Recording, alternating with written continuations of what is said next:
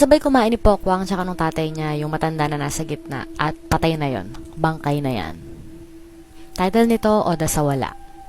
Katabi matulog ni Pokwang yung bangkay na yon at kinakausap niya yung bangkay na parang sumasagot talaga sa kanya, ganon. Pag pinanood mo yung movie, dun mo malalaman kung sino ba yung bangkay na yon, saan ba nanggaling yon, at bakit ginagawa ni Pokwang yon.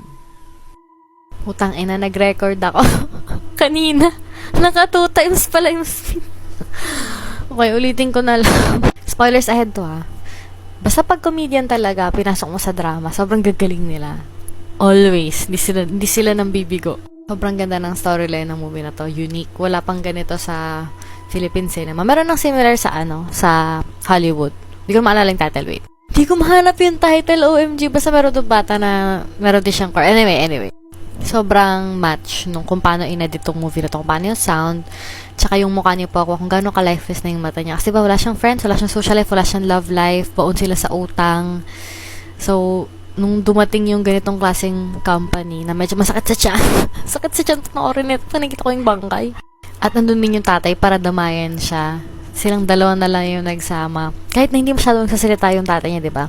Simula, parang half ng movie, hindi siya nagsasalita. Pero once na nagsalita na siya, doon na nag-unravel lalo yung plot.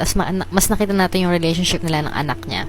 At for sure, acts of service yung love language ng tatay niya. At na-predict ko pala na yung magtataho na jowa niya ay machuchugi at pupunta doon sa punerarya. Hindi na ako nagulat, pero at the same time, grabe yung scene na yun, puta. I thought the ending was really good. Perfect, madam.